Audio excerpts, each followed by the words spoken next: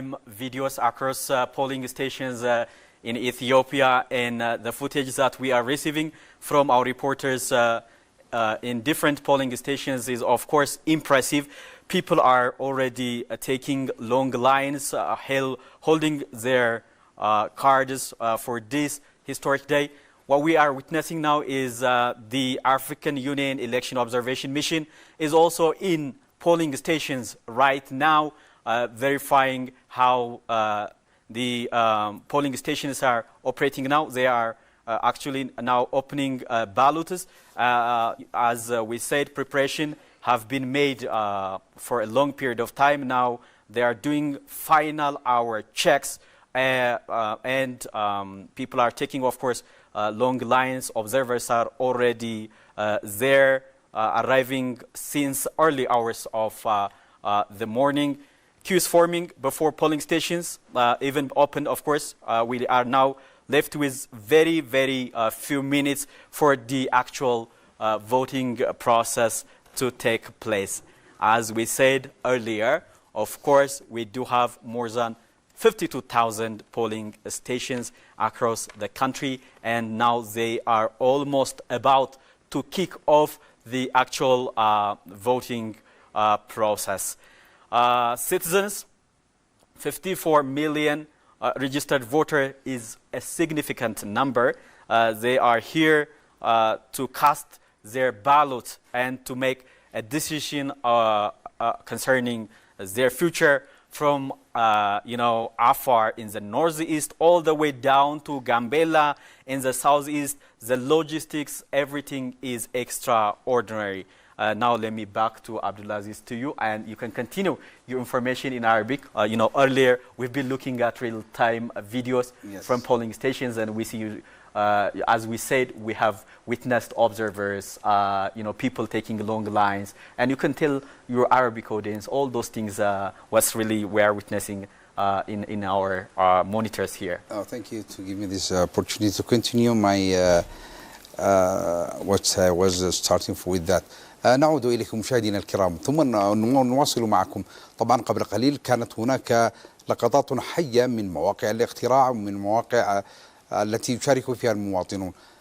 خلال هذه الفترة حضرت مختلف الوفود الدبلوماسية والسياسية، وخاصة من منظمات التي تراعي وتراقب عملية الاقتراع ومراقبة الانتخابات ومراكز الانتخابات. وقبل قليل رأينا أن هناك رئيسا من مفوضية إيجاد، أي مفوضية التنمية الاقتصادية الإفريقية إيجاد، التي كان يترأسها رئيس وفد المراقبين الدوليين للانتخابات.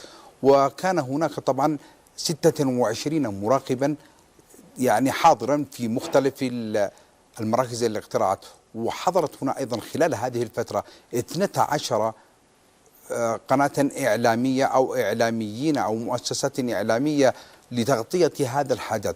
وأيضا هناك كان حضور إلى جانب تلك 12 وسائل إعلامية، هناك حضور قوي لمختلف القطاعات والهيئات والمنظمات لمتابعة الأحداث ومجريات الأحداث على الساحة الإثيوبية.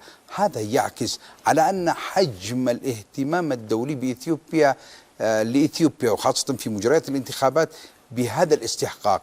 وذلك يؤكد أن ما تشهده إثيوبيا من متابعة تتجاوز حدودها الوطنية. وطبعا مراكز الاقتراع تأتي تقريبا من 52 مركزا للاقتراع للإدلاء بالأصوات، وعدد الذين سجلوا خلال هذه الفترة للانتخابات أو للإدلاء بصوتهم تجاوز أكثر من 54 مليون.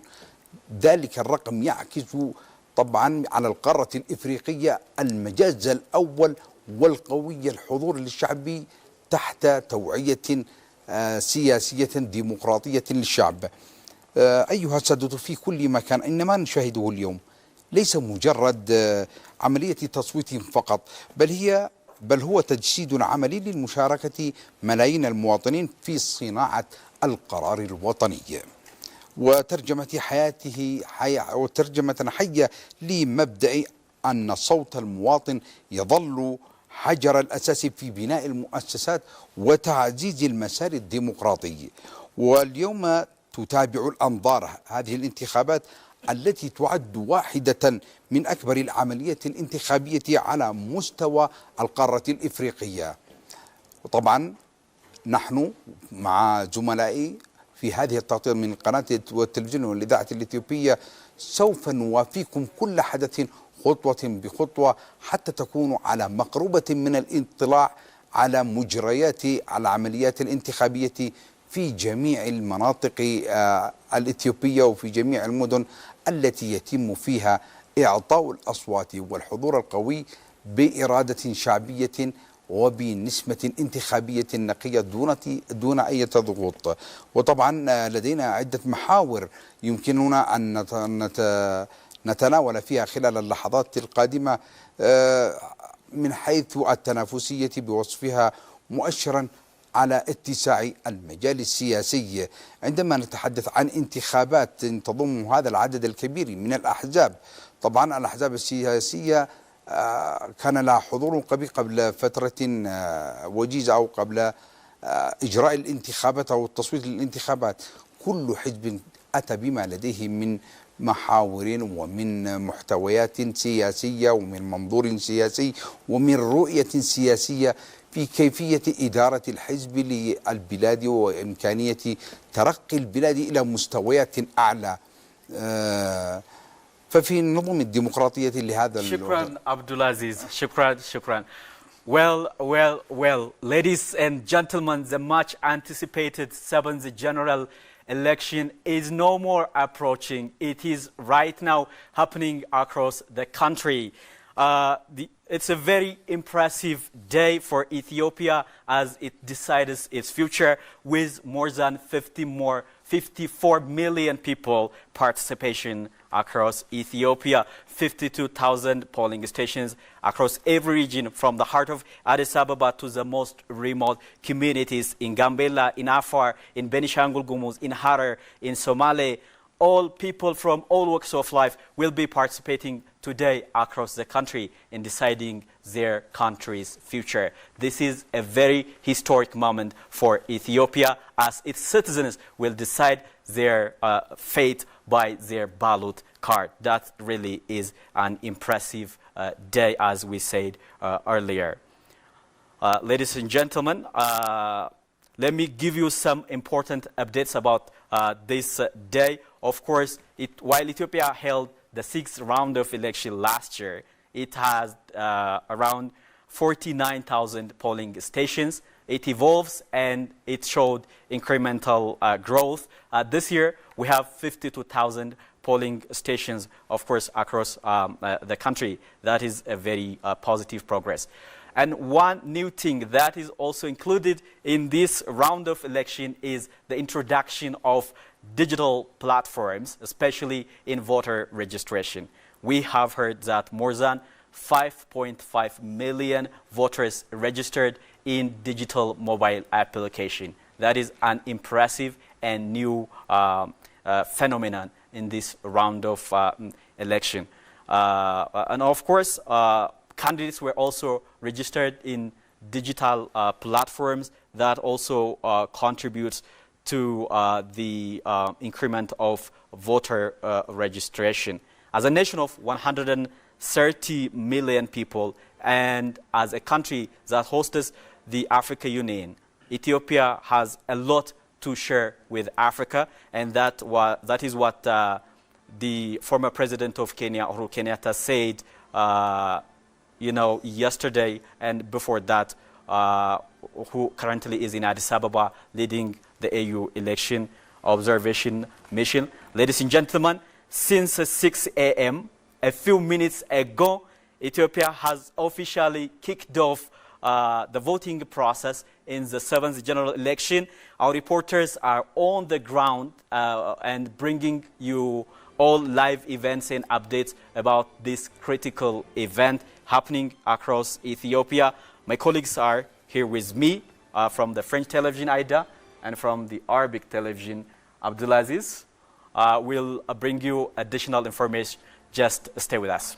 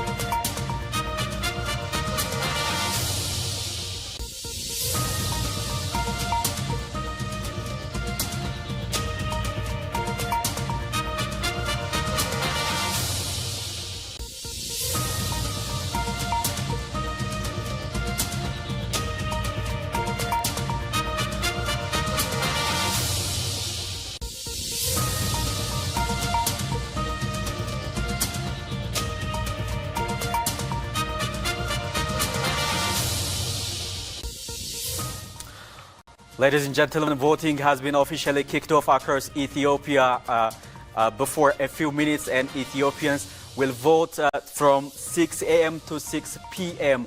all the day across 52,000 polling stations that are spread around Ethiopia. And of course, we do have 42 parties and over 10,000 candidates, as well as 88 independent candidates who will be running in today's election process. We will bring you all the latest developments from across the country from our reporters on the ground. My colleagues here, Aida Garamo from French television, as well as Abdulaziz Suleiman from the Arabic television, were with me bringing you live updates. They will be joining us after an hour, but now we will be bringing you for just an hour in English from different corners updates about this important event. My colleagues, thank you very much for joining me. You will be back after an hour with additional information about what's going on across the country. But now, just for an hour, we'll be giving information to our audience in English. It's okay. It's okay. Thank you very much. You're welcome.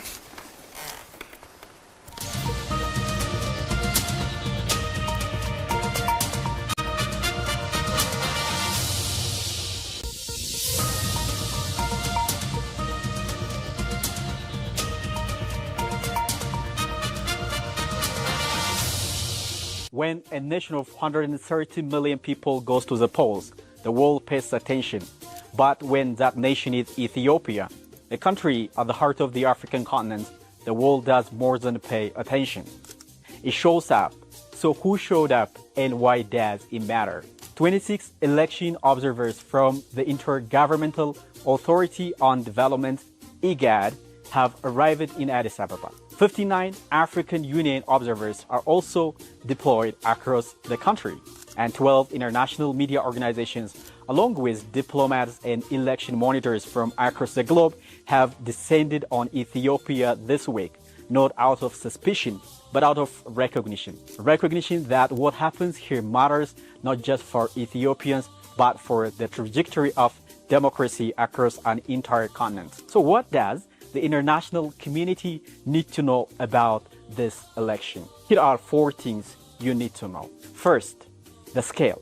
Ethiopia is conducting one of the largest democratic exercises on the African continent, and over 54 million registered voters, more than 52,000 polling stations, and 42 competing political parties, over 10,000 candidates on the ballot. These are not mere figures, rather figures of a country that is serious about democratic governance. Second, the openness. Ethiopia has actively invited the world in. 59 African Union observers and 26 IGAD monitors, 55 domestic civil society watchdogs, 68 accredited media organizations, 12 of them international. Every layer of oversight that a credible election demands is present and operational. Ethiopia has not closed its doors to scrutiny. It has opened them wide. And third, the competition. 42 political parties have participated in this process, campaigning openly, presenting policy platforms, and making their case directly to millions of voters. This is not a one-party performance. This is a genuine political pluralism in action. The democratic space in Ethiopia has expanded visibly, measurably, and consequentially. And fourth, the commitment to transparency. The National Electoral Board has operated with a clear mandate, a free, fair, and credible election. Polling station locations are publicly designated, candidate observer rights are defined by law, and ballot security protocols are in place. Every procedural safeguard that international democratic standards demand has been put on the table. The arrival of IGAD representatives, EU delegations, and the international observers in Addis Ababa this week sends a signal that the global community understands the weight of this moment. Their presence is not merely ceremonial. It is a vote of confidence in Ethiopia's institutions, in its process, and in its people. Ethiopia is not asking the world to applaud. It is inviting the world to witness a nation that is choosing peace through the ballot, a nation that is choosing to speak through democratic participation, a nation that continues to move toward a future defined by the will of its citizens. That is a story the international community should know, and that is the story Ethiopia is writing right now.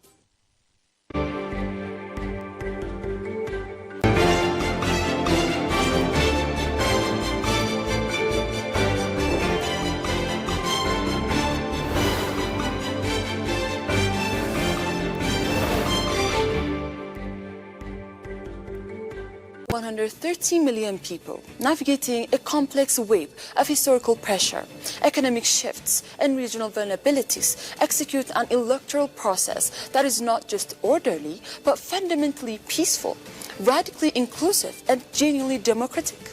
For decades, external skeptics said it was impossible.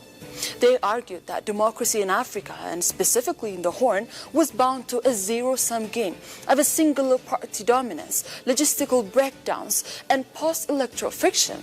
But as we stand on the precipice of June 1, 2026, Ethiopia is not just defying those expectations. We are completely rewriting the playbook. Nelson Mandela once profoundly remarked that if you want the cooperation of humans around you, you must make them feel they are important, and you do that by being genuine and humble. What we are witnessing right now across our great nation is a genuine institutionally backed elevation of ordinary citizens' voice. This is not just a one-day voting ceremony. This is Ethiopia's 7th general election, and it marks the dawn of an entirely new democratic chapter.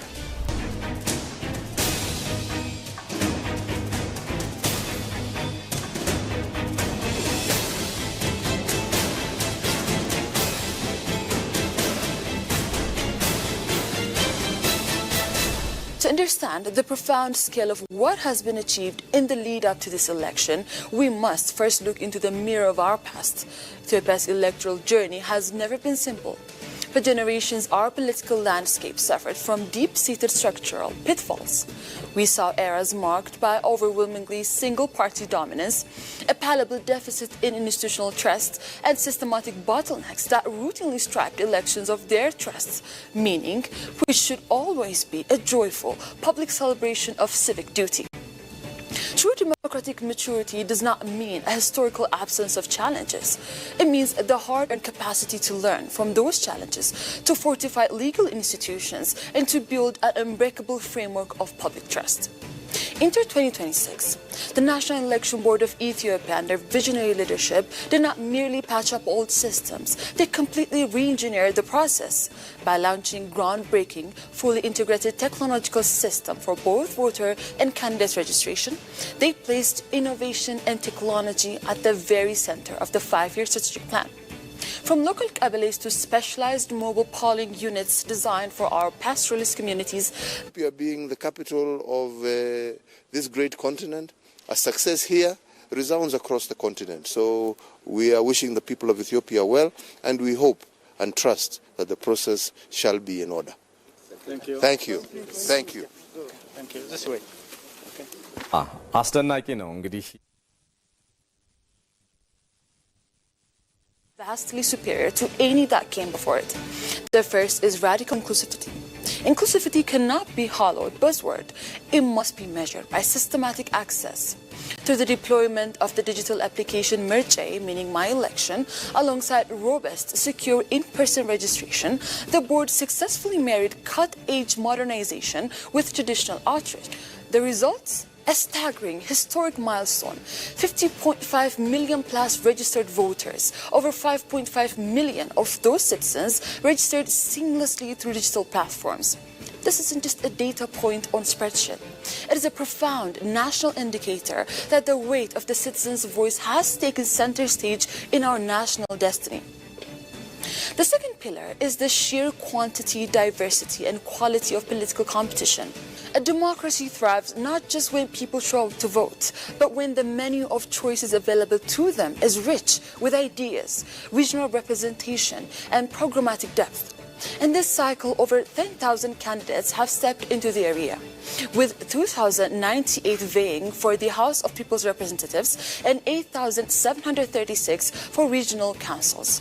Crucially, 73 brave independent candidates are running, proving that formal party structures are no longer the gatekeepers to political participation.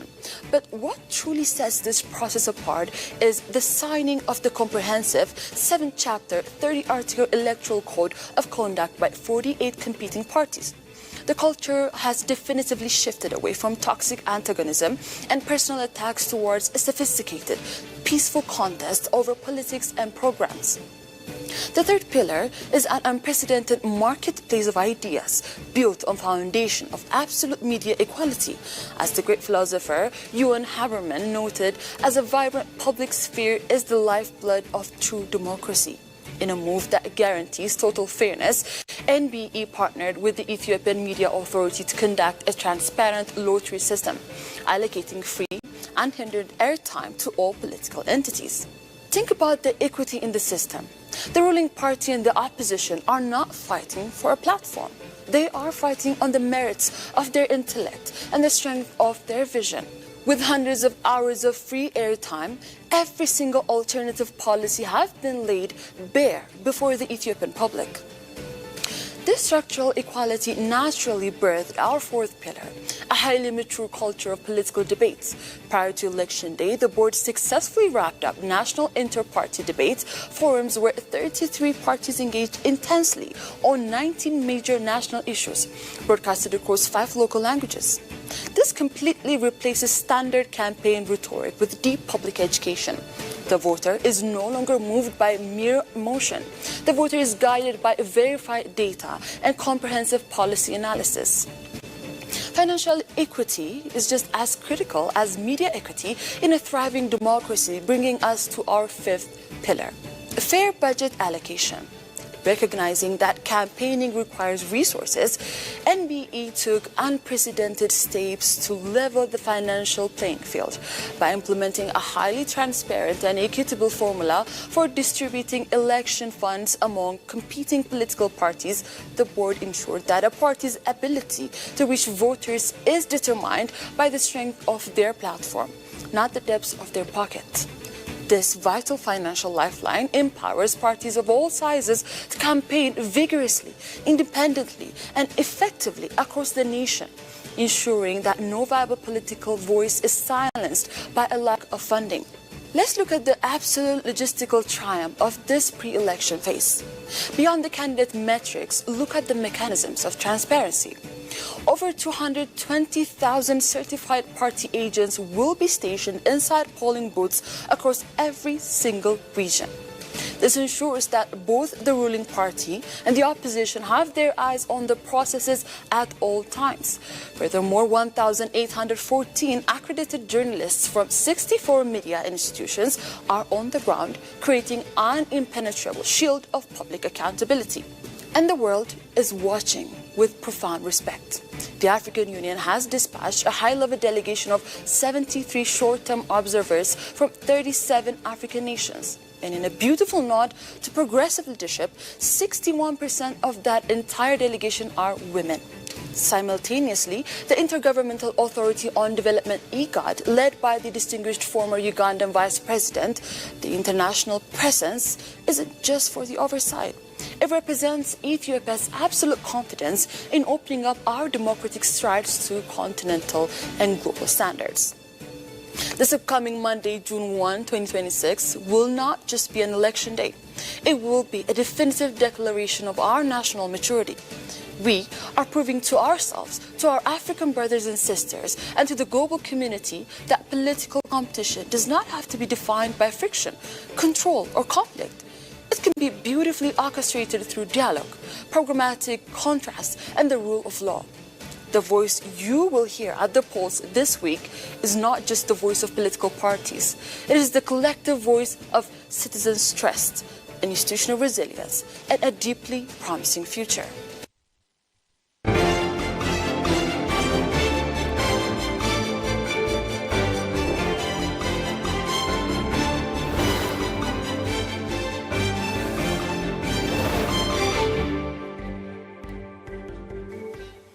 Good morning and welcome to EBC live broadcasting of this electoral date. So across the country today, polling stations have opened, electoral officials have taken their place, and citizens are already out and ready to cast their ballot. So what are we witnessing is not a distant political announcement or a future projection. It is history unfolding right in front of our eyes. So here in the studio, I'm with my colleague Demis and Binyam. I would like to say welcome, but you were here already, Demis. So, Thank you. How are you looking at this general election?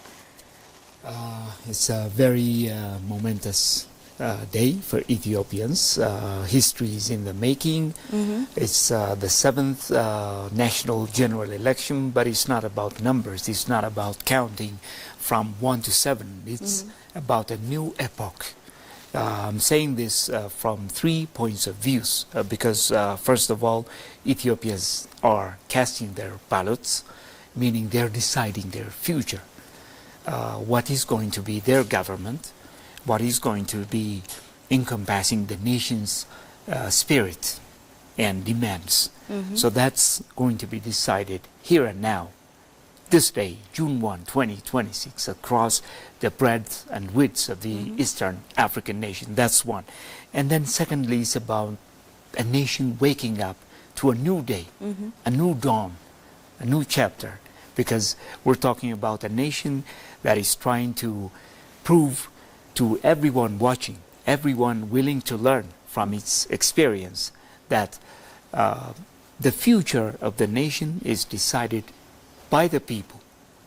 Every vote counts. It's that kind of reality. They're waking up to this day, and they're very anxious to cast ballots, to decide, to watch for themselves what is going to unfold into a very democratic culture. Ethiopia's democracy is evolving. Let me say honestly, it's taking a step forward, although it's baby steps. But in 5 years of time, in 10 years of time, it's going to be leapfrogging, marching forward. It's going to be a new step. But this decisive baby step is very important now that we're in the 7th round. And then third, we're talking about, ballot rather than the barrel of the gun. Competition rather than confrontation. That's Ethiopia's way. And in fact, much of Africa's way of bringing your leaders, your government, That's the kind of thing that is happening here. So from these 3 points of view, I would say that Ethiopians are waking up to a new day. It's a new chapter. That's why we say this day matters, that this is history in the making. It's a new day. It's a very important milestone in the history, in the entire history of the country. Yeah. We were talking about numbers, jumping up to somewhere like 54 million, up from 39 back some 5 years. Yes. Yeah, 2021, and then 31 million 10 years back. So it's growing, it keeps growing. And this is important because Ethiopia is the second most populous nation in Africa next to Nigeria. We're hitting already, according to some estimates, the 135 million mark. So it's a big population, but also a nation that is making a difference in the entire history of the continent. I can go on and go on. I have all the facts. I'm ready. But in case if my colleague is ready, he could go on, and then. But otherwise, I have all the facts. Yeah, I can talk for hours. of course. Yeah, just I can actually underscore on some of the points you have already mentioned. You rightly said that democracy in Ethiopia is, of course, evolving, and we can substantiate it with actual figures. Some of it, actually, you mentioned it. If we compare the voter who registered back in 2021, it was 39 million, and now it has risen to like 54 million, actually over 54 million. It's a big leap if you compare it with back to 2021. So that is, I think, one indicator how democracy election is evolving in Ethiopia. Actually, it's not something happening accidentally. There are a lot of things that have been done before this. One, you can infer, people have confidence in the election system in Ethiopia. That's why they are turning out and taking, cards. And today they are, taking lines even before dawn to cast their ballots. That shows people have confidence in the democratic system of this country. If you also see the number of political parties who actually registered for this, it also shows progress. Even individual candidates, we have 88 candidates. We have individuals who feel that their ideas are worth for national representation. So confidence in every aspect is increasing and it's evolving. So if you see various indicators, and of course democracy in Ethiopia is evolving. Multi-party democracy is a very recent history in Ethiopia. Actually, we do have traditional systems like the Geda system, which has democratic elements within it. Of course. But the modern multi-party democracy is a very recent history. We started it back in 1991, but within a short time, it's evolving every time. Now we are saying 54 million voters out of 130 million population are casting their vote. This is a very vivid manifestation how it's evolving. That's, I think, an impressive number. Yeah. And I think the numbers by itself is going to tell us how important it is for the people and also for the country as well, because election, as we see it, is not like a simple thing. It has to be active, it has to be structured, it has to be engaging, and it's the most significant constitutional thing to do in a democratic system.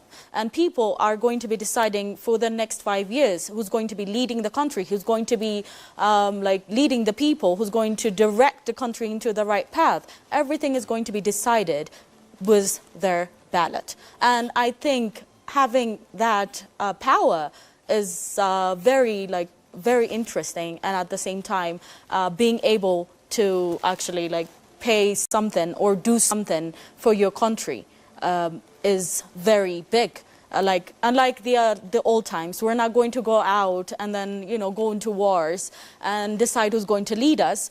We're going to do it in a democratic way, in a civilized way, in a very 21st century way. And to see it happening in an African country, in Ethiopia, the second most populous country, this is very big. and they're very like general. So when we're talking about Africa's democracy, which is live and growing, and it's actually inviting other countries, it's transparent. We can say like it has been digitalized. It shows that people are actually modernized because it's not like the old generation. This generation does not need paper and also, the pen and paper system.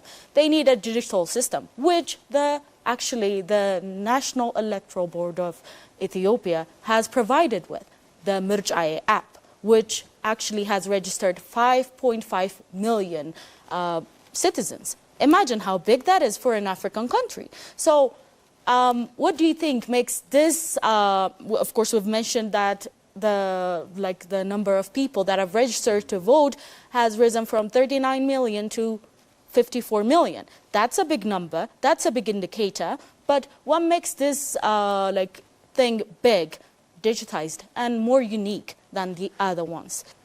We can go on, but I would like to take it to you guys. Oh yeah, sure. I have some facts, but before getting to some of these facts, let me address one of the important points mentioned in the previous session when Dems was sharing it. The 59-member AU EOM, or the African Union's Election Observation Mission, is the biggest one observing the elections here in Ethiopia. They've already set foot about 2 days ago, led by the former Kenyan President Uhuru Kenyatta. And the other one is the regional bloc, the Intergovernmental Authority on Development, or IGAD. So the two are joining hands in making sure that everything is peaceful, that this country is making a difference in its democratic stride. And Kenyatta was speaking, and he was saying, I just heard a clip about him addressing the African peer review mechanism. This is a very important concept because in it we see that the Africans have already developed some of the mechanism that help them stand on their feet. So the election is about these types of mechanisms where we have our own terms, our own rules of engagement.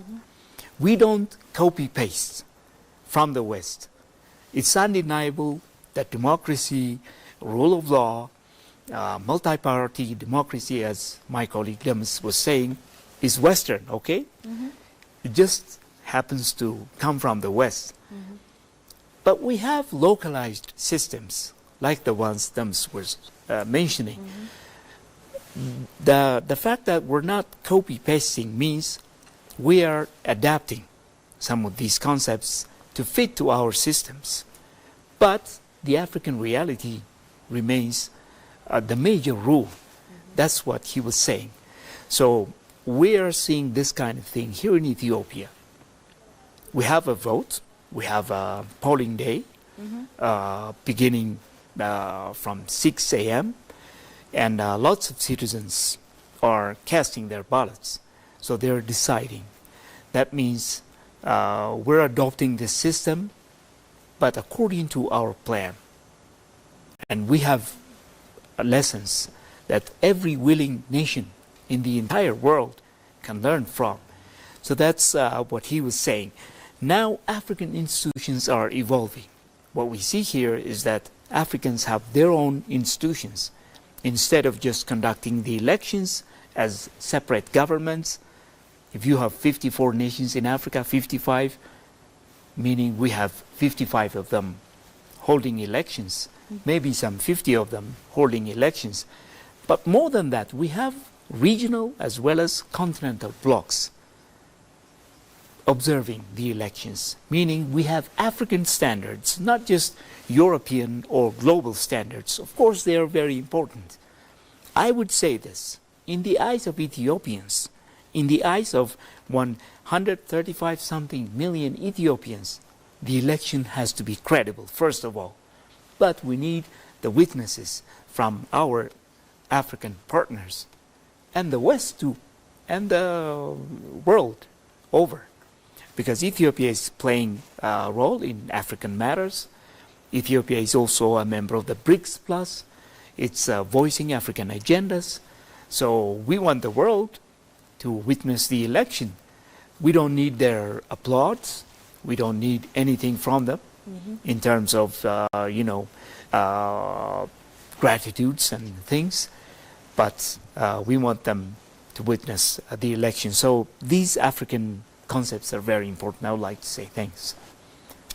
Yeah, so let me capitalize on what Binyam has already said. I think the African mechanism, Ethiopia as a, at the heart of the African Union, as a country hosting the AU, has a lot to share with the African countries. Anything happening here in Ethiopia has far-reaching implications to other African countries. Not only here now in the election process, even before. We can mention like disputes in relation to the Grand Ethiopian Renaissance Dam and conflicts. Ethiopia has been always consistent in its voice that African mechanisms has to come first in addressing African problems. So this is the continuation of, I think, that part of the story. So now we do have African bodies here monitoring the Ethiopian election. We said the AU election observation mission and also the IGAD are already here. They are here actually not for cross-examination, just to witness what's really happening in this country. And Uhuru said earlier in a video, they are here even to learn the best practice, what Ethiopia has to offer to other African countries, and to replicate that experience to other countries across the continent. So something positive happening here in Ethiopia has the potential to lift up positive spirits across the continent. So Ethiopia has, much responsibility in terms of that. I think Ethiopia is well aware of that responsibility. That is why it's inviting all such continental bodies to this very country to witness its historic, election process, which evolves, of course, across the time. Earlier, you mentioned about the digital inclusion. That's a very important point. I think we have to go on much about it because now we are in the digital era, in the 21st century, where a lot of things are becoming digitized. So we are able to integrate, digital applications. Mirchai app, which was developed by Ethio Telecom. You said 5.5 million voters were registered within these mobile applications. That's an impressive number. Of course. We are on the onset of that, but it's still fetching millions of people within it. That's an impressive takeover. As we continue, it will evolve much. So candidates were also registered within similar digital platforms. So that is impressive. It contributes. It avoids duplication. It also helps us to foster some of the processes. So this is a very unique experience we are witnessing this time in the election process. I think we have to talk a lot about that. Of course. Oh, sure. Yeah. Absolutely. It shows that the country is progressing towards digitization, which is one of the things that we've been working on and will continue to work on. And, when we're actually using an app, it's really easy to download it on your phone and then work with it.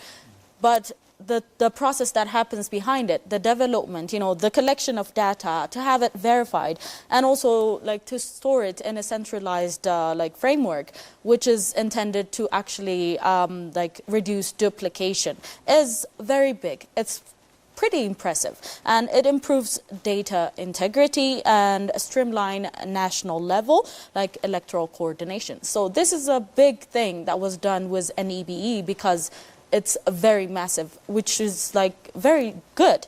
And when we go to the next part, we see that this is the most competitive election in Ethiopian history. We can say that because the Ethiopia's 7th general election is characterized by a broad and structured field of political participants, which is involving multiple political parties, as you said earlier, and independent candidates as well. This shows that they have a trust in the system. They have a trust that they can actually compete. It's inviting, the system is inviting them to compete, and then, to be able to have hope to present themselves as a candidate, to present their ideas.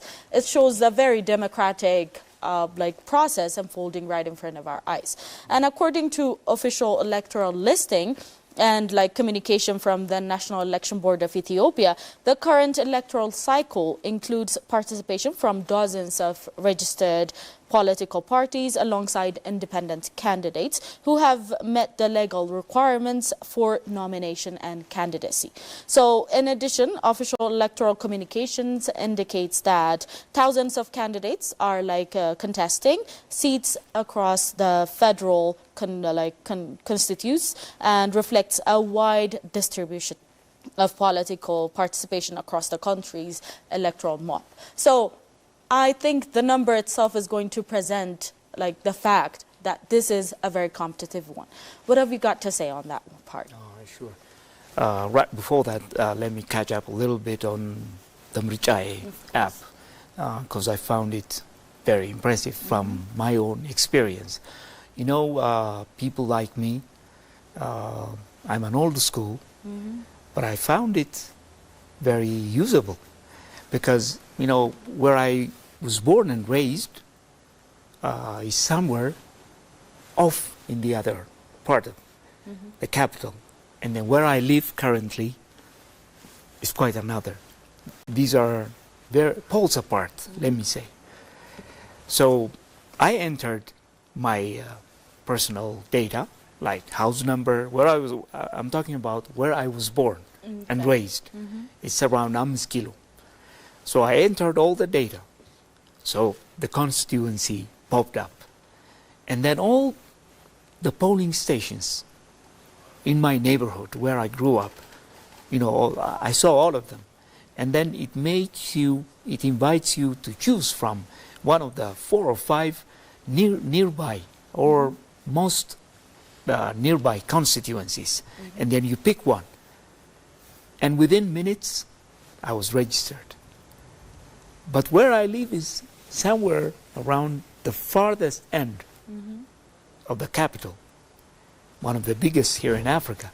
So I found it very impressive. That's what I wanted to say. And then to catch up a little bit on the African matters, we have some of the important concepts, like we have practical experience that each of the African countries can learn from one another. The experience here in Ethiopia can contribute to what is happening in West Africa rather than being limited to the Eastern African region. And then we have to learn from experiences from southern end of the continent as well as the north. So we have practical experience, and then institutional reform, such as what has been happening for the past 8 years here in Ethiopia. We can say the press law has been reformed. Institutions like the National Ombudsman, the National Electoral Board, the electoral law itself was reformed. It has been reshaped to fit the important realities of Ethiopian society, because there have been demands. Why do we have a change in government? Some 8 years back, we have a change in administration, right? It was a result of the popular demand. And one of these demands was that elections were not participatory. We're talking about some 5 of the 7 elections. Only 1 election was held under the current administration or the reformist administration. That was very participatory. And Prime Minister Abiy himself was saying that we're going to see quite a different kind of parliament, one that is participatory, one that encompasses nearly all of the ideas.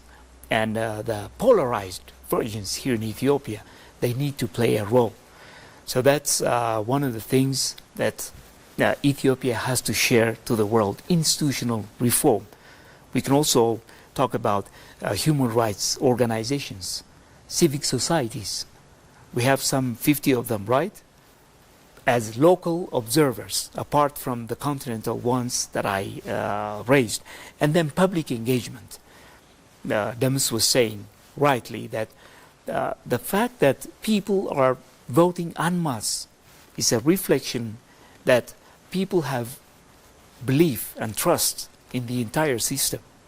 That used to be the case back in 1995, then 5 years later in 2000, 2005, 2015, 2010. All of these elections are elections, but then they were far from participatory and credible. That's why we needed a reform. So that's one of the African realities, and I'll catch up on these and other concepts later on. Yeah, Ethiopia, as an anchor state of Pan-Africanism, has to offer a lot. There is an Agenda 2063 that, puts the Africa we want, an integrated, prosperous Africa. So Ethiopia is currently, calling the African bodies here, contributing to that end. So that is, I think, an impressive move on the side of Ethiopia. And earlier you were talking about how this election process is competitive. Let me put some, I think, figures to substantiate that a little bit more. We had witnessed like 19 televised debates across 5 languages. And let me, I think, cite some of the specific numbers. 782 hours of radio. There were a debate with this amount of time on radio, and 520 hours of television debates, and 576 newspaper columns.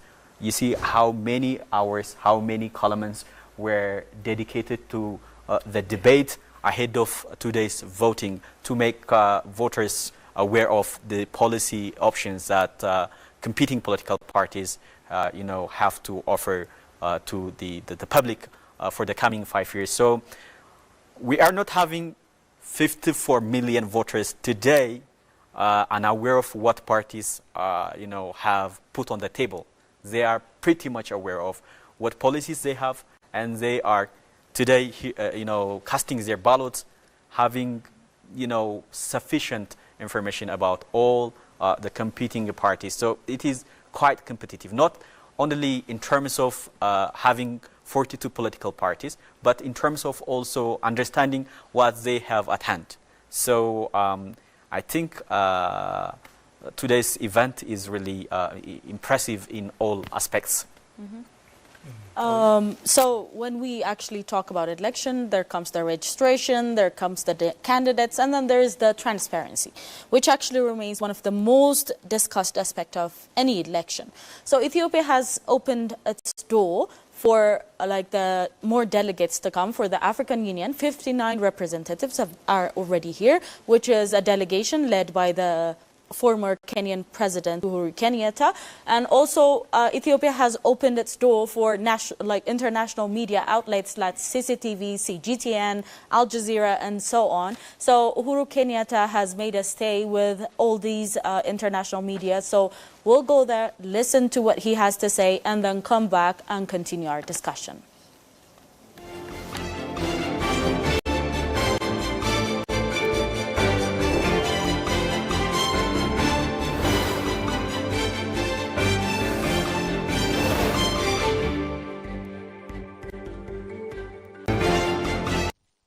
But so far, we can say that the process has started, it is moving, it is flowing, and we hope it continues like that for the rest of the day. And for General Africa? Well, voting is the exercise of citizens having their democratic right to choose their representatives and their leaders. And democracy is something that we in the African continent would like to entrench, so that we have true representation, we have a feeling of inclusion, and we have the ability of people to be able to choose the leaders of their choice. So I think those are the principles that the African Union stands by, and we hope that as we keep moving forward and progress We will keep entrenching this democracy. We agree that in some instances there are challenges, but we hope that with each election we can become better and better as we move along. So that is the hope we have, that is the encouragement we have. And Ethiopia being the capital of this great continent, a success here resounds across the continent. So we are wishing the people of Ethiopia well, and we hope and trust that the process shall be in order.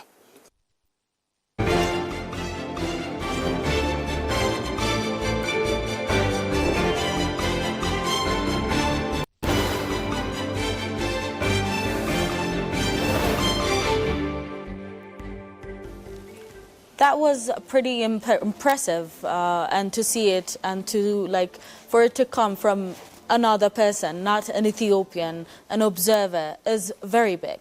As he has said it, Ethiopia is the capital of the African Union, and then you can imagine how big this is, not just for Ethiopia but for Africa.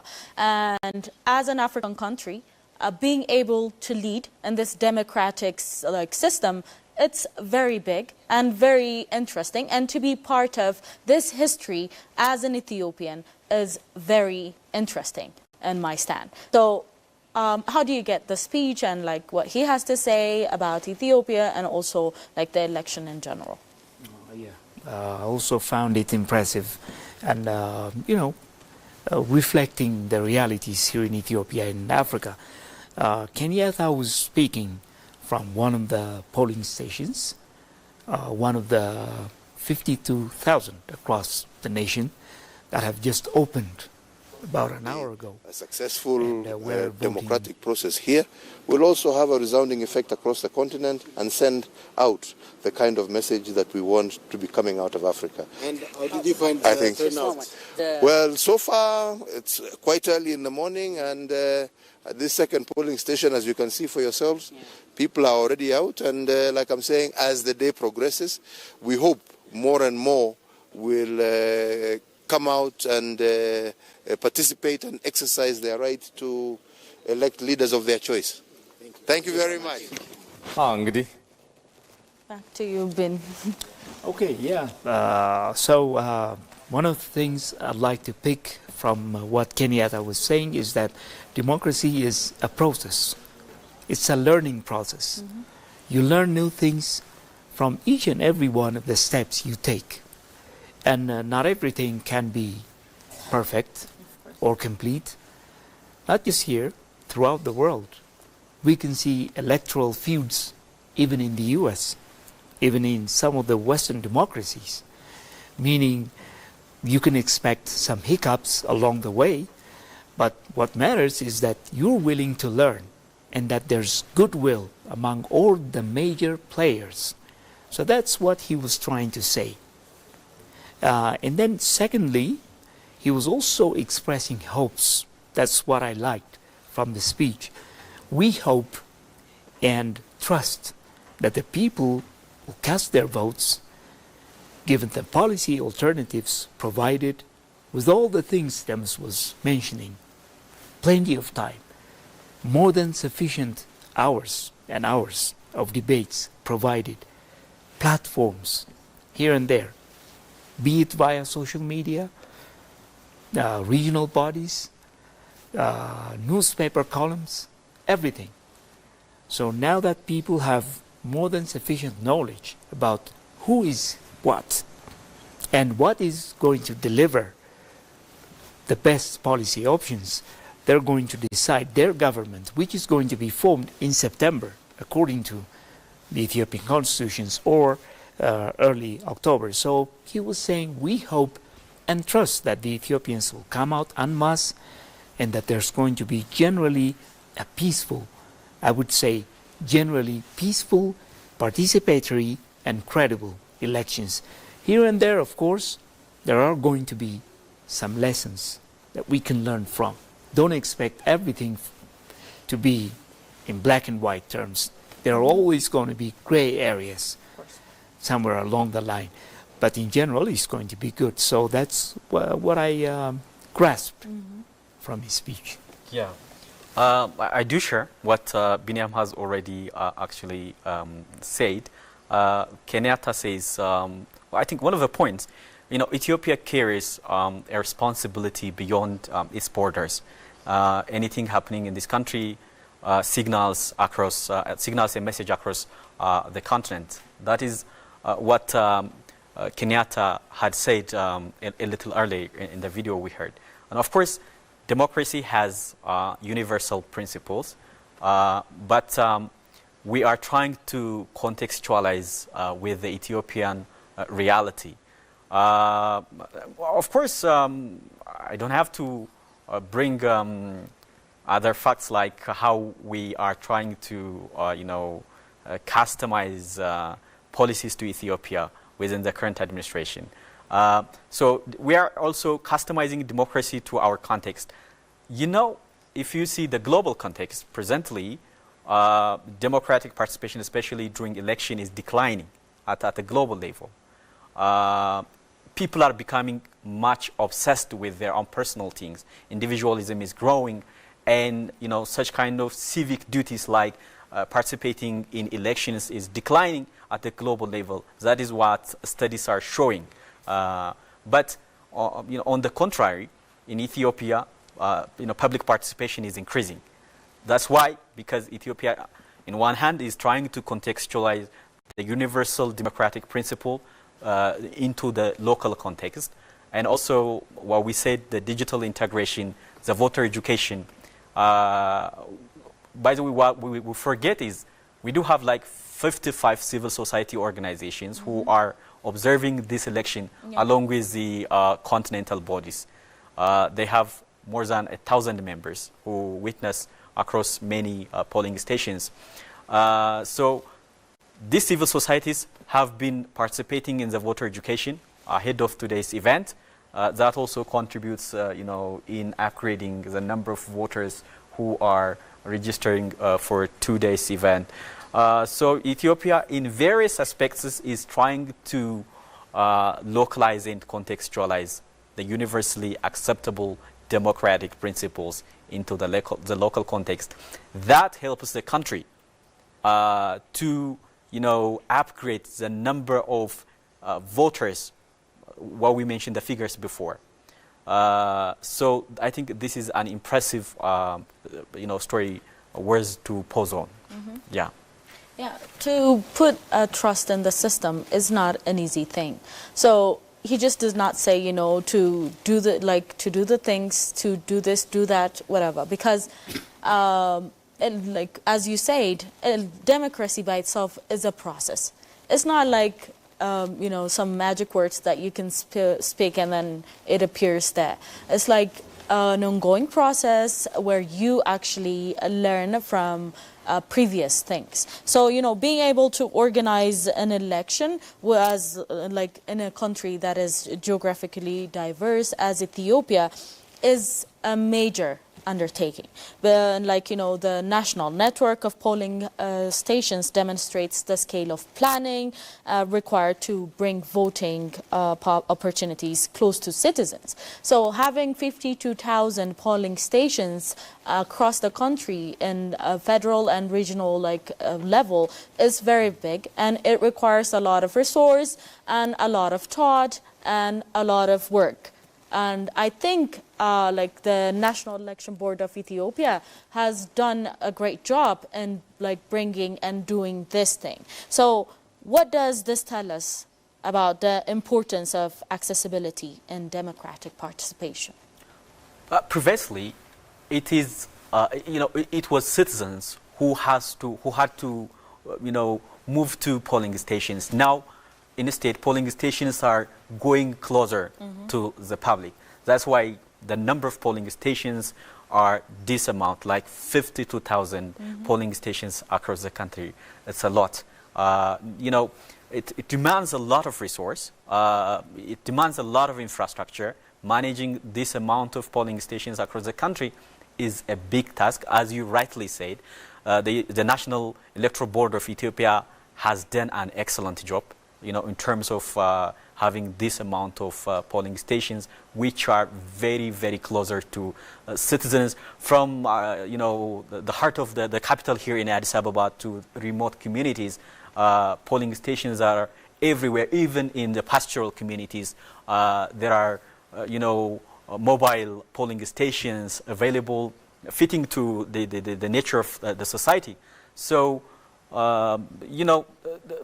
we can generally say the National Electoral Board has done an excellent job in terms of having this amount of polling stations. Mm-hmm. It's a lot of things, demanding a lot of resource and infrastructure. Mm-hmm. Yeah.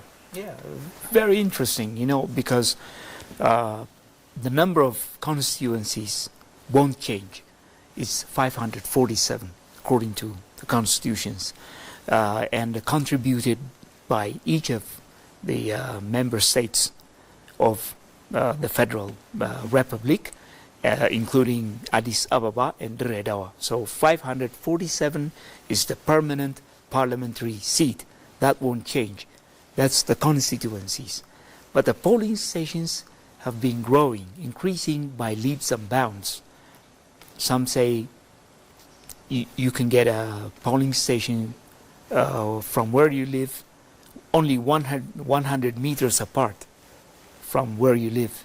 So that means I saw 3 big tents spreading out where I live when I went out this morning.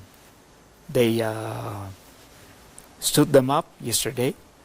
So I saw 3, even in one place.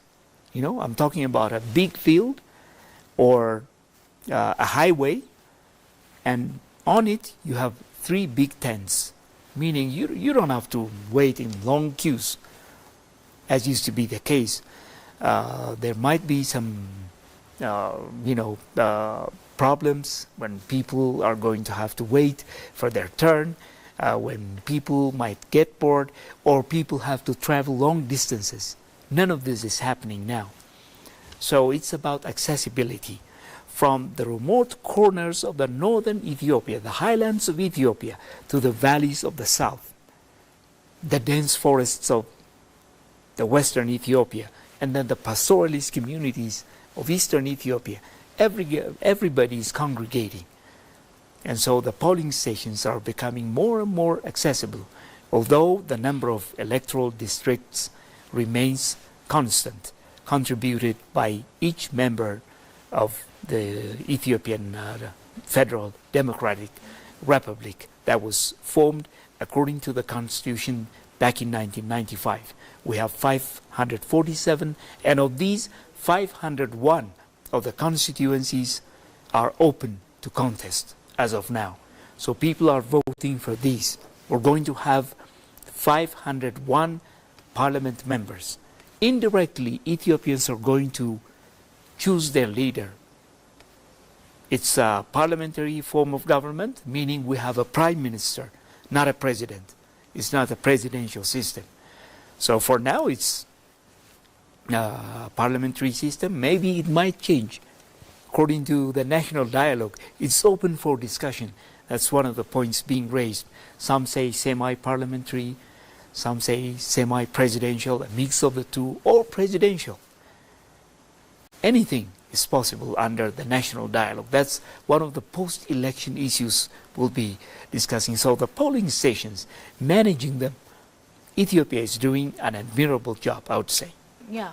No, I mean, not stopping because of the geographical difficulties is one thing that you can give the citizens to be able to vote despite of where you are, what the situation is. As you said, the pastoralists are moving from one place to another. So being able to manage that and being able to provide them with the very core of democratic system is very impressive. So one of the things that we see at its core, today's election is about resolving political competition through a constitutional process, which is actually written in the Ethiopian constitutions, and the National Election Board of Ethiopia is actually working around it. So the ballot box remains one of the most important democratic institutions. So why is the ballot such a powerful symbol in modern government as you see it? Well, I would say it's more about how society has grown from what it used to be in the past. In the past, it used to be principalities, not governments, principalities, chieftains, regional warlords competing with one another, and only one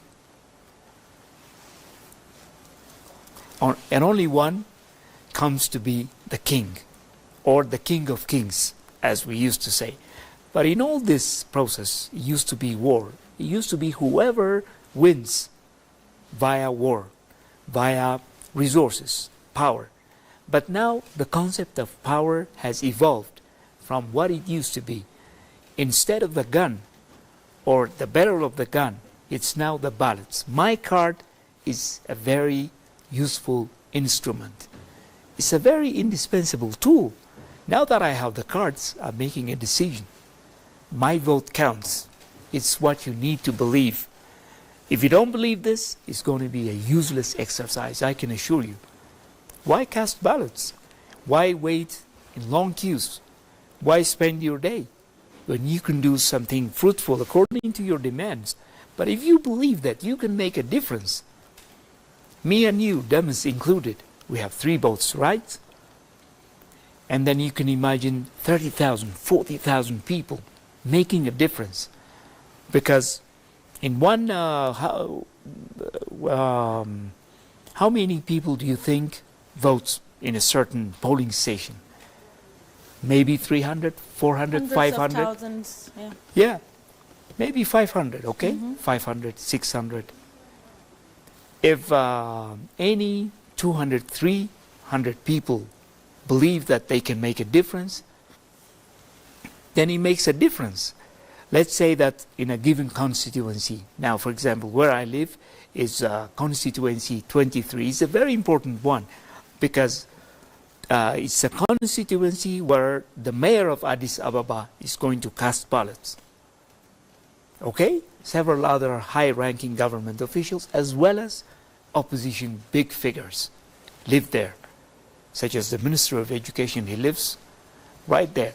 So in constituency 23, there are about 200 something polling stations. So that's how important it is. So, ladies and gentlemen, as you have witnessed, we have been bringing the live updates of informations to you.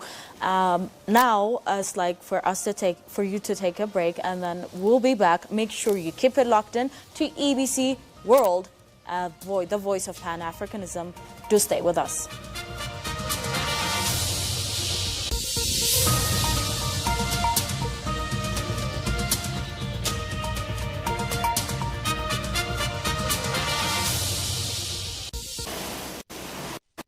Ethiopia is voting, and 59 members of the Africa Union Election Observation Mission are deployed across the country. They are here not because out of suspicion, but out of recognition.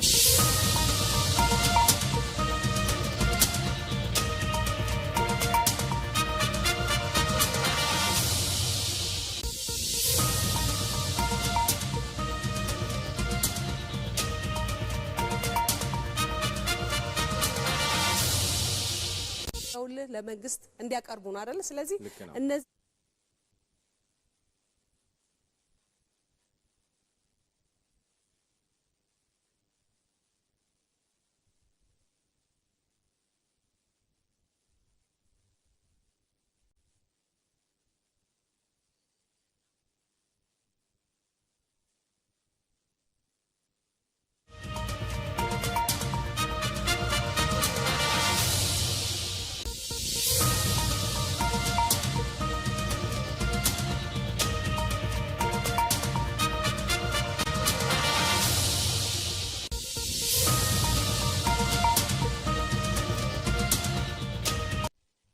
So far, we can say that the process has started, it is moving, it is flowing, and we hope it continues like that for the rest of the day. And for General Africa? Well,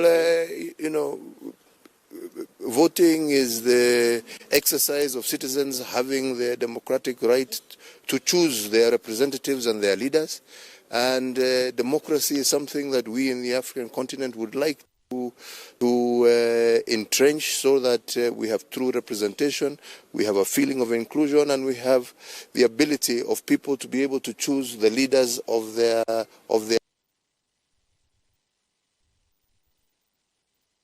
choice. And we hope that as we keep moving forward and progressing, we will keep entrenching this democracy. We agree that in some instances there are challenges, but we hope that with each election we can become better and better as we move along. So that is the hope we have, that is the encouragement we have, and Ethiopia being the capital of this great continent, a success here resounds across the continent. So we are wishing the people of Ethiopia well, and we hope and trust that the process shall be in order.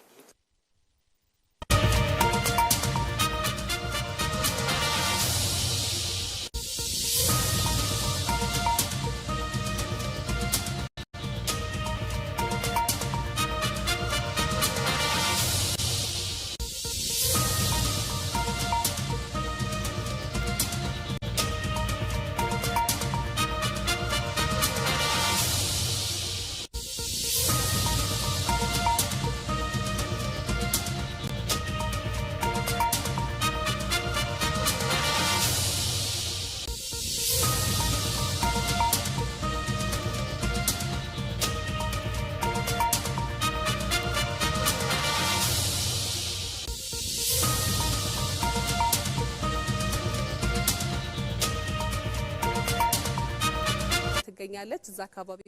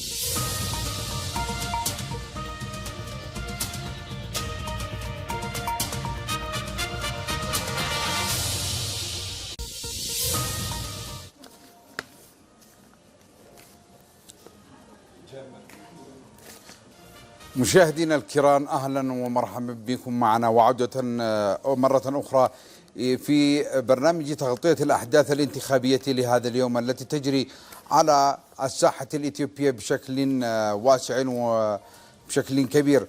تغطية ميدانية تقوم بها هيئة الإذاعة والتلفزيون الإثيوبي لمختلف مراكز الاقتراع والتصويت.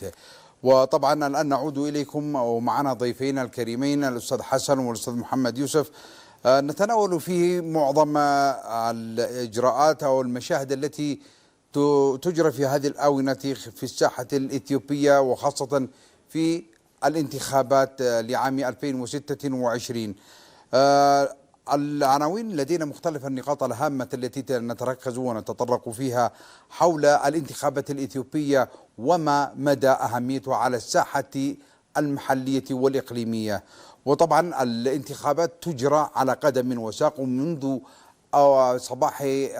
منذ الصباح الباكر لهذا اليوم، وقد حضر معظم المواطنين المتوافدين من مختلف المناطق والأحياء ومن مختلف المدن والقرى إلى مراكز الاقتراع لإدلاء بأصواتهم تزامنا مع الإرادة الشعبية القوية في اختيار من ينوبهم في مجلس النواب أو حتى في الأحزاب السياسية التي لها بصمة قوية في تأثير القطاع السياسي والحكومي. مرحبا بكم ضيفين الكريمين الأستاذ محمد يوسف والأستاذ حسن أحمد. لدينا اليوم رؤية ومشهد خاص طبعا بنسبة انتخابية قوية. هذه الانتخابات التي تقام على قدم وساق على مستوى إثيوبيا نجاحها مرتبط بنجاح القارة الإفريقية كحد متزامن وبشكل متوازي. إذا تناولنا أول موضوع بخصوص أن المواطن هو في صدارة المشهد، في كل عملية انتخابية تتجه الأنظار دائما إلى الأحزاب السياسية والمرشحين والبرامج السياسية وما إلى ذلك، لكن الحقيقة هنا لا تهدف عليه التي لا يختلف عليها هي أن المواطن هو يعتبر هو الركيزة الأساسية ورأس الحربة في عملية إنجاح الانتخابات الديمقراطية في البلاد. فمع استعداد أكثر من 50 مليون، هذا العدد نريد أن نتطرق إليه بشكل رسمي وسياسي أكثر، ويعني يكون له منصة قوية على الساحة الإفريقية والدولية. أكثر من 54 مليون بما يشكل أكثر من نصف عدد سكان إثيوبيا. إذا جينا للمقارنة السطحية والعلنية، دول إفريقية بحكم النسب المئوية في اختيار مرشحيهم، عدد من سجل في دائرة الانتخابات، مثلا إثيوبيا لديها نسبة عدد سكان معروف، وطبعا الذين تقدموا بالمشاركة في التسجيل والمبادرة باستخدام واستنفاذ حقهم الديمقراطي في الترشيح والتصويت لهؤلاء المرشحين جاءت بنسبة عالية مقارنة مع بقية الدول الإفريقية.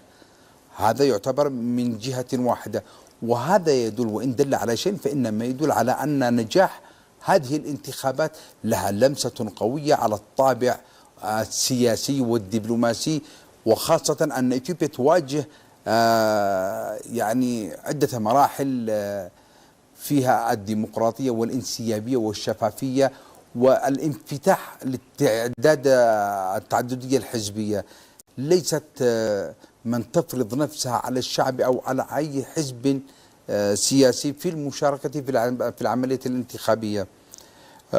فمع استعداد أكثر من 50 مليون للتوجه إلى صناديق الاقتراع في الانتخابات العامة السابعة لهذه المرحلة، يبرز صوت الناخب باعتباره العامل الحاسم في رسم ملامح المرحلة المقبلة.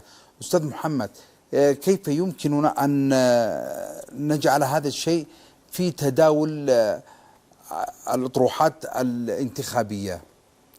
نعم، كما ذكرت يعني إقبال الناخبين في إثيوبيا كثيف، بداية من التسجيل، يعني أكثر من 54 مليون نسمة تم تسجيلهم في هذه العملية الانتخابية. هذا إقبال كبير.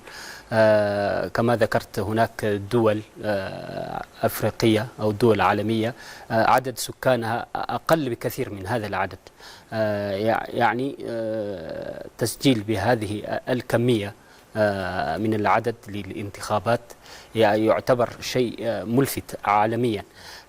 وكذلك يعني ليس التسجيل فقط. اليوم رأينا توجه الناخبين إلى مراكز الاقتراع في تمام الساعة 6 صباحا. عدد غفير من الإثيوبيين توجهوا إلى مراكز الاقتراع.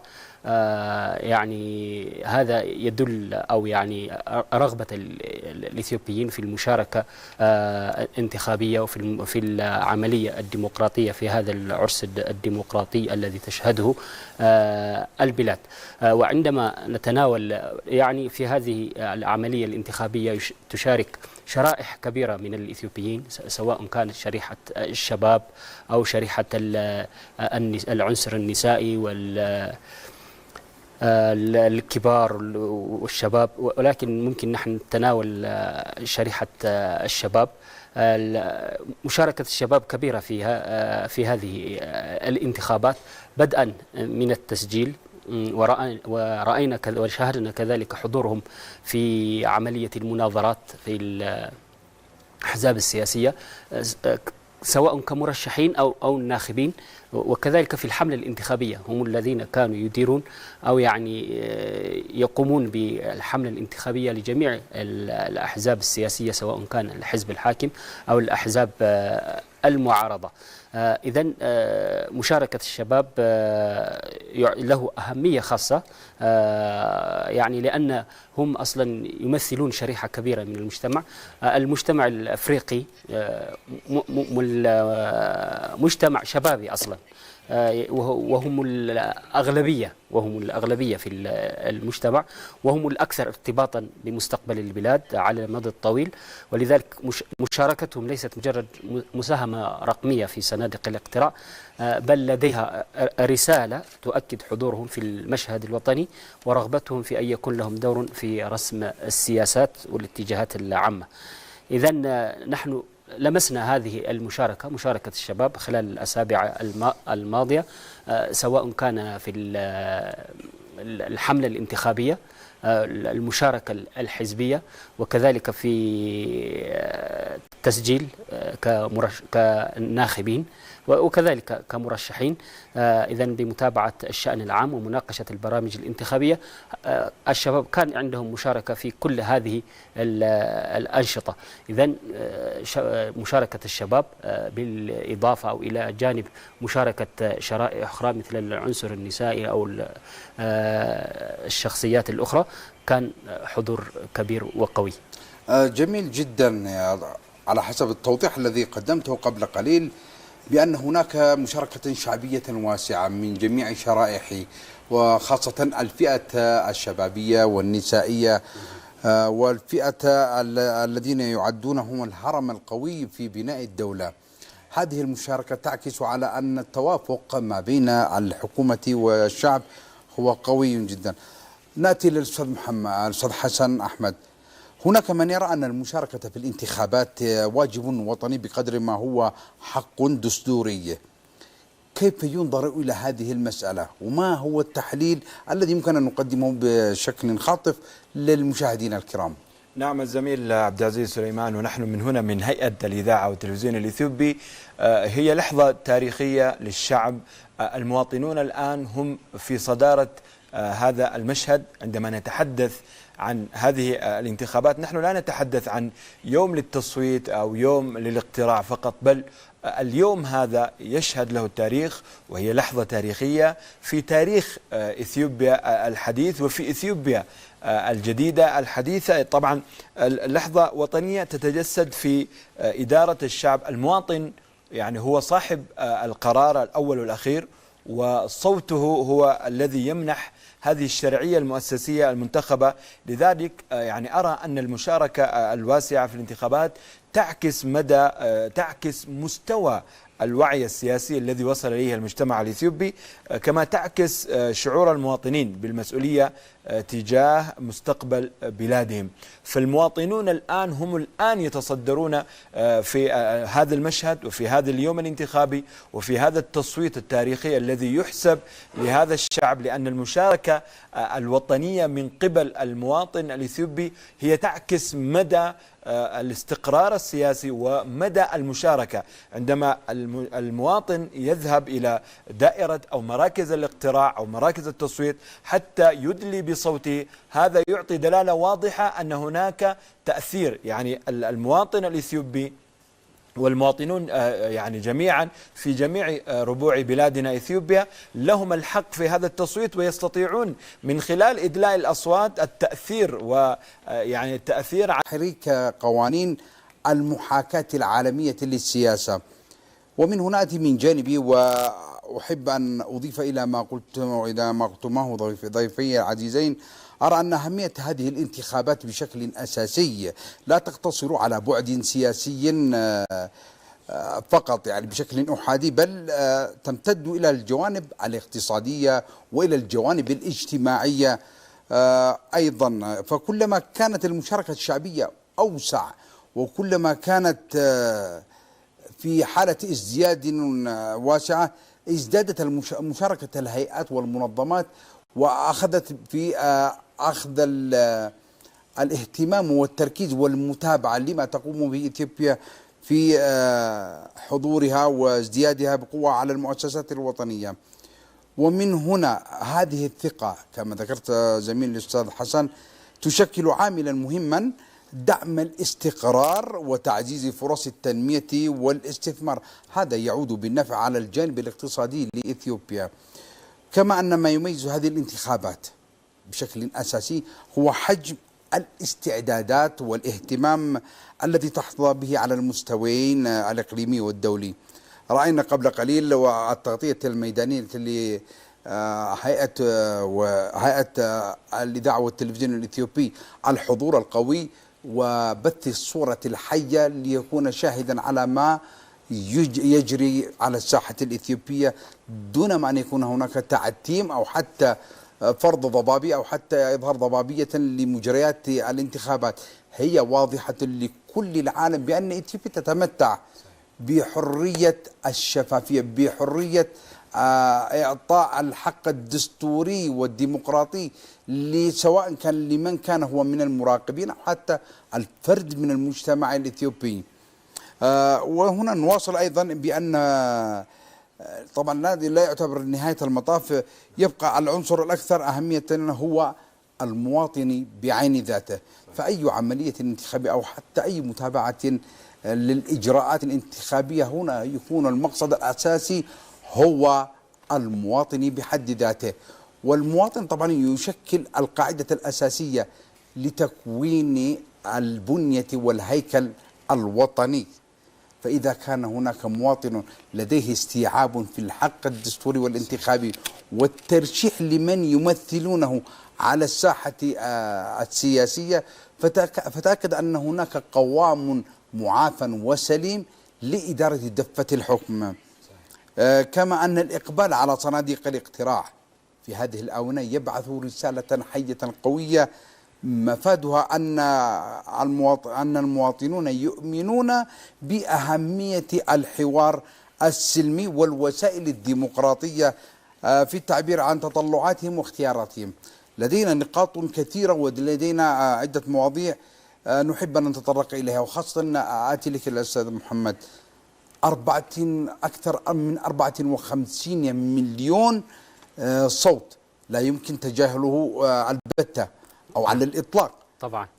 فهذا مدلول قوي بأن هناك ثمرة قد أينعت وحان قطافها. عندما نتحدث عن أكثر من 54 مليون ناخب مسجل، فإننا لا نتحدث عن رقم إحصائي فحسب، بل عن كتلة قوية بشرية تعادل عدد سكان دول بأكملها، وإن لم نكن نبالغ في هذا الرقم طبعا أو في هذا الطرح النسبي أو المئوي. هناك العديد من يطرح أسئلة سياسية أو حتى في المجال الديمقراطي حول دلالات المشاركة الشعبية وأهميتها في المشهد الوطني والإقليمي. فماذا يعني أن يتوجه هذا العدد الضخم القوي جدا، وخاصة أن هذه أول مرة يقوم فيها المسجلين بالحضور القوي في عملية الانتخابات؟ ما الذي يمكن أن يبث من هذه الصورة إلى المشاركة الشعبية القوية بهذا الحجم والحضور القوي في هذه الانتخابات؟ نعم، كما تفضلت، هذا العدد الكبير والهائل كما يساوي بعض سكان الدول، مش دولة فقط، دول مجتمعة ربما لا يساوي عدد سكانها هذا العدد الكبير الذي سجل في إثيوبيا للانتخابات. وهذا يعطي أهمية كبيرة لهذه العملية الديمقراطية، لأنه الانتخابات إحدى أساس الديمقراطية. يعني بدون الديمقراطية بدون الانتخابات لا تعتبر الديمقراطية شيئا.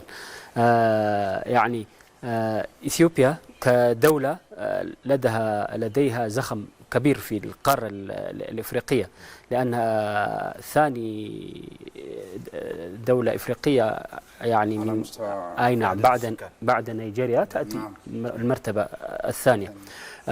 إثيوبيا أجرت تقريبا 7 انتخابات، وهذه للمرة السابعة تسجيل عدد الناخبين بهذا الكم الكبير، تأتي لأول المرة. يعني هناك عوامل كثيرة التي جعلت إقبال الناس بهذا العدد الكبير. ربما مما يذكر هو عملية الاستعدادات من قبل مجلس الانتخابات الوطنية، وخاصة إدخال التكنولوجيا الحديثة في هذه العملية، بالذات في عملية التسجيل، رقمنة التسجيل. هذه العملية التكنولوجية الرقمية الحديثة سهلت في عملية التسجيل. يعني كل واحد مثلا لا يجب عليه أن يذهب إلى مراكز الاقتراع أو إلى مراكز التسجيل حتى يعني أخذ بطاقة الانتخابات أو بطاقة التسجيل، ويمكن من حيث هو في مكانه في مكان عمله يمكن أن يسجل عن طريق الهواتف النقالة. استخدام التكنولوجيا أي نعم سهل.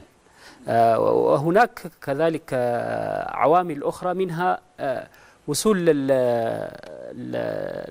ايش اسمه هذا نعم. لا أدنى حد. أي نعم أي نعم. وليس الأخطاء فقط الشفافية. العدد المسجلين ربما قبل في